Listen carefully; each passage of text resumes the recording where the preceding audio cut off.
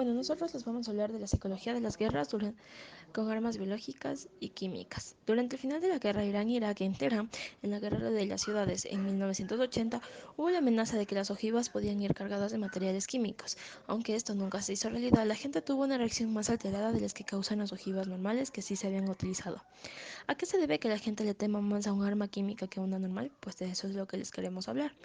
Las armas biológicas son un artículo material que proyectan, dispersan o diseminan un agente biológico, incluyendo a vectores artrópodos.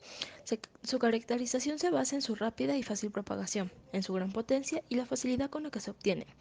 Estos agentes biológicos causan un gran terror, pues provocan enfermedades y causan la muerte al afectar la salud de los seres vivos y del medio ambiente. Si bien estos agentes se encuentran en cualquier parte del mundo al momento de utilizarlos, usualmente se cultivan o se los modifica genéticamente para que su efecto sea aún mayor. Por su parte, las armas químicas se dan cuando se utilizan las propiedades tóxicas de sustancias químicas. Una forma común de clasificación de los agentes químicos responde al efecto principal que se pretende obtener, es decir, hostigamiento, invalidez o muerte. Su efecto difiere de las armas explosivas en que su efecto destructivo no dependerá de la fuerza de explosión. Estas tienen diferentes tipos. Hay de hostigamiento, es decir, que solo afectará al individuo mientras esté expuesto y éste será consciente de esto. El de invalidez, que al igual de hostigamiento solo afectará al individuo mientras esté expuesto, solo que la diferencia se basa en que el individuo no está consciente de que está siendo expuesto, y el letal, que causa muerte. El origen de las armas biológicas, aunque se podría pensar que es más actual en la realidad, datan de la antigüedad. Así, por ejemplo, los arqueros egipcios infectaban a las flechas sumergiéndolas en cuerpos descompuestos o en sangre contaminada en el año de 400 a.C. Durante la historia, desde el año 400 a.C., se encuentran datos que validan el uso de patógenos biológicos para el beneficio de algunos, perjudicando a otros. Su evolución se da en la Primera Guerra Mundial, cuando el ejército alemán desarrolló anthrax, peste bubónica y cólera para su uso específico como arma biológica, extendiendo una plaga en San Petersburgo, Rusia. Después de esto, en 1925 se firmó el Tratado de Ginebra, que prohibía el uso de la arma bacteriológica, pero que fue firmado por muchos países con reservas de estas y en la práctica no se ha cumplido, ya que hay datos que demuestran el uso de agentes biológicos por todas partes del mundo, especialmente en Europa y Estados Unidos.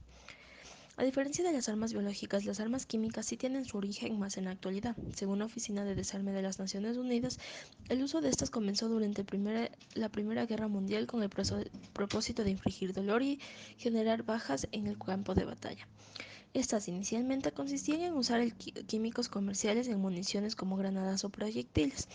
Usualmente se utilizaba el cloro, el fosgeno, que se usa para sofocar a las personas, y el gas mostaza, que es el causante de quemaduras corporales. Desde la Primera Guerra Mundial, las armas químicas han causado más de 1 millón de muertes en todo el mundo.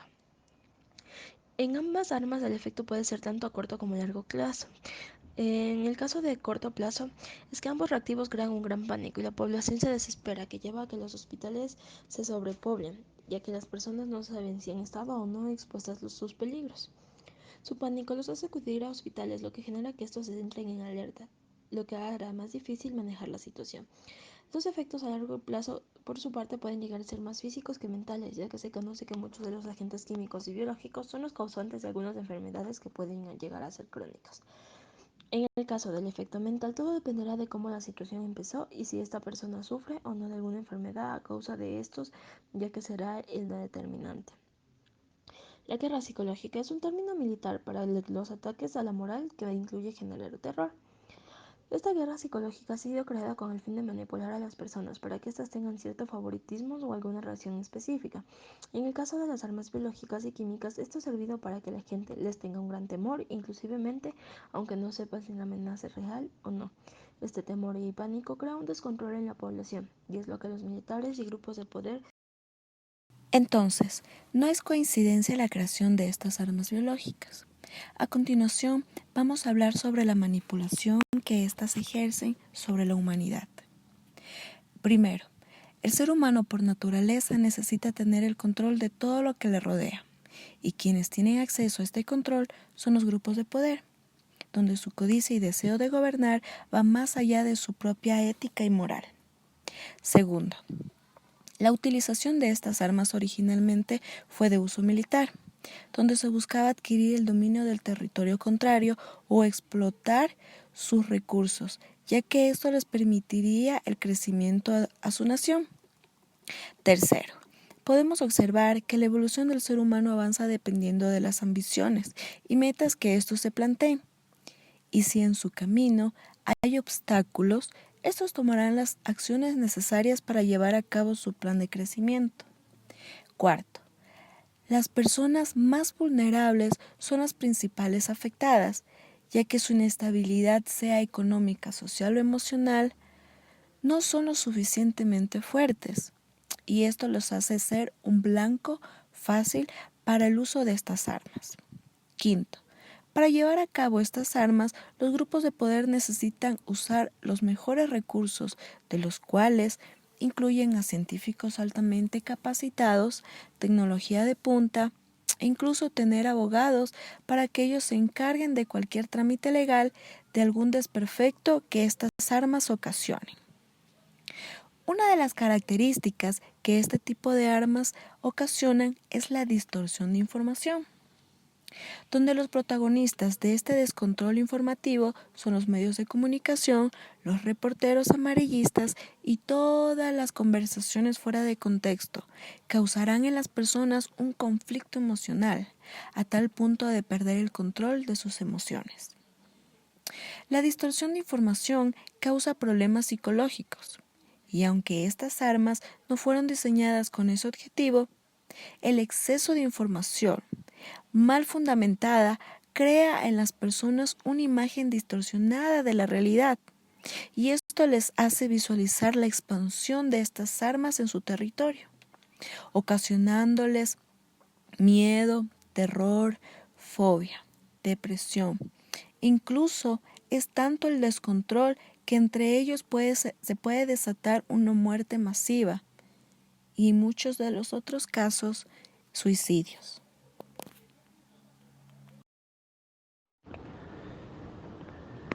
Luego de que nos han explicado cuáles son las implicaciones de las armas químicas y biológicas en la psicología de las personas, es importante hacer un breve recuento sobre cuáles son las consecuencias que han tenido el uso de estas armas sobre los aspectos legales y cómo los aspectos legales compaginan con las consecuencias psicológicas para lograr prevenir y erradicar el uso de las armas tanto químicas como biológicas. Como antecedentes, vale mencionar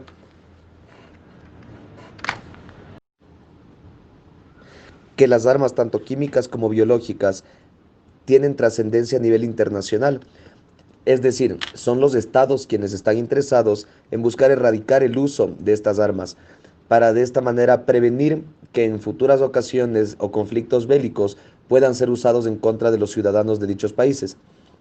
Entonces, los estados entre sí, las maneras que tienen de obligarse es mediante tratados internacionales.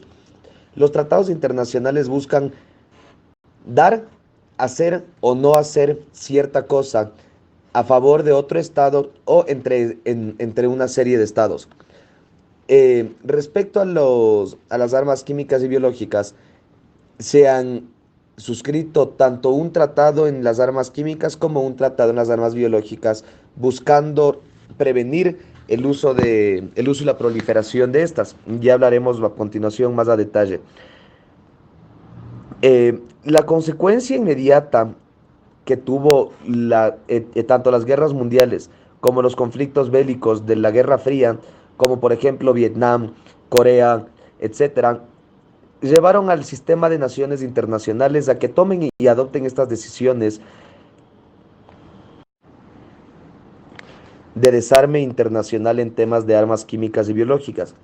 Incluso las Naciones Unidas, que es el máximo órgano rector en materia de derecho internacional público, creó la Oficina de Asuntos de Desarme de las Naciones Unidas justamente para que sean veedores en la prevención, erradicación y demás temas que tengan que ver con la lucha en el derecho internacional público contra las armas químicas y biológicas.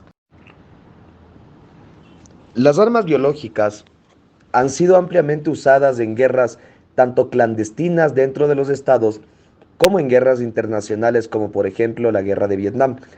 Es por esto que la comunidad internacional se enfocó de tratar de erradicar y de prohibir el uso de armas biológicas de manera primordial y prioritaria antes que de las armas químicas que fueron proliferadas de manera posterior a las armas biológicas. Incluso cabe decir que las armas biológicas son mucho más dañinas en cuanto a la afectación al ser humano que las armas químicas. Es por eso que la comunidad internacional buscó erradicar estas armas.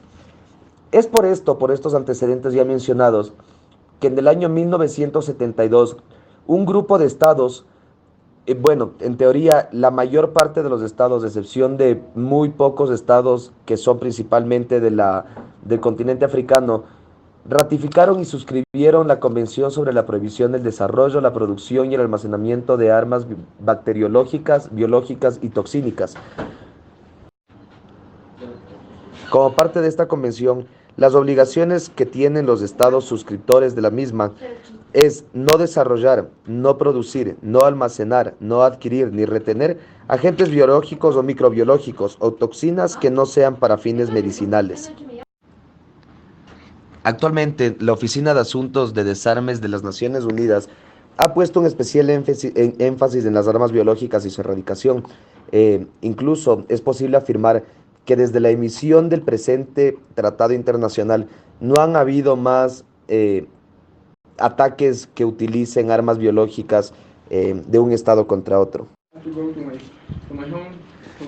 Como consecuencia de la prohibición de las armas biológicas de 1972, la comunidad internacional se vio muy preocupada ante el creciente uso de las armas químicas que amenazaban las guerras del momento.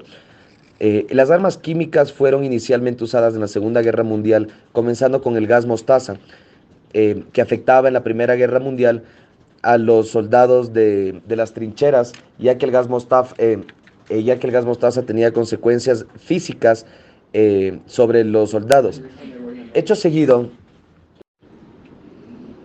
tras el uso reiterativo de las armas químicas y la falta de conciencia de los estados para dejar de usar dichas armas y analizando y viendo cuáles son las terribles y atroces consecuencias que tienen sobre las personas, la comunidad internacional se reunió en 1993 en París para firmar y ratificar el Tratado sobre la prohibición del desarrollo, la producción, el almacenamiento y el empleo de armas químicas y sobre su destrucción.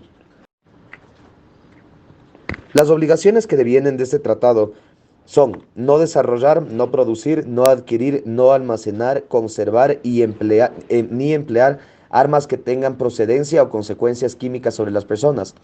Asimismo, el Tratado de París de 1993 obliga a los Estados miembros a destruir cuanto rastro tengan de armas existentes que sean biológicas. Este tratado fue ampliamente aceptado tanto por la comunidad internacional como por las organizaciones internacionales.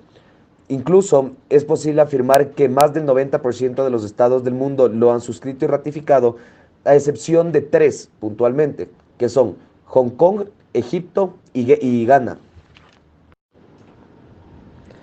Desde entonces no han vuelto a haber más ataques ni con armas químicas ni con armas biológicas en el mundo como consecuencia de la entrada en vigencia de estos tratados.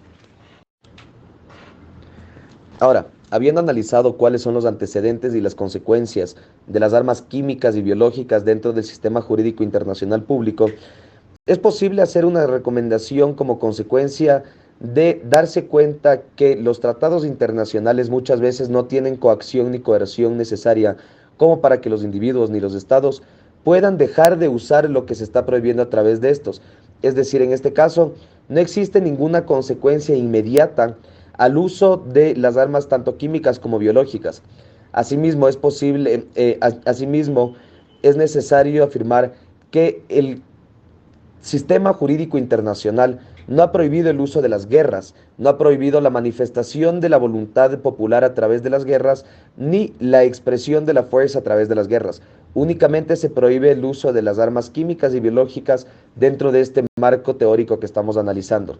Entonces, mi recomendación principal fuera en este caso que los Estados miembros y que han suscrito y ratificado los tratados, tanto de París de 1933 como en la Convención sobre Armas Biológicas de 1972, apliquen e introduzcan en sus sistemas nacionales jurídicos cuantas leyes sean necesarias para que las personas, tanto públicas como privadas, dejen de usar, producir, almacenar armas que tengan consecuencias de origen biológico o químico y que las existentes sean destruidas con supervisión del Estado.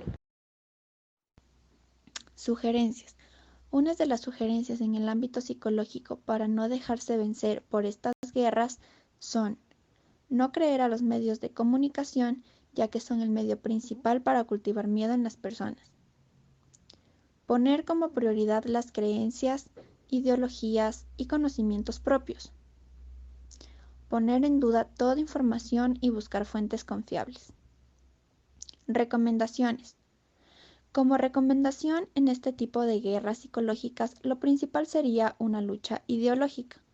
La lucha ideológica se conoce como la batalla de ideas. Es aquella que se debe librar contra todo tipo de guerra psicológica. Esta debe saber todas las formas de pensamiento, ya sean culturales, políticas, sociales, filosóficas, etc., ya que éstas determinarán las acciones que se tomarán para lograr el objetivo de libertad. Por ende, la recomendación se basaría en reunir o unirse a personas con el mismo pensamiento de libertad, para así formar un conjunto más fuerte y estable, donde como grupo sean capaces de enfrentarse y salir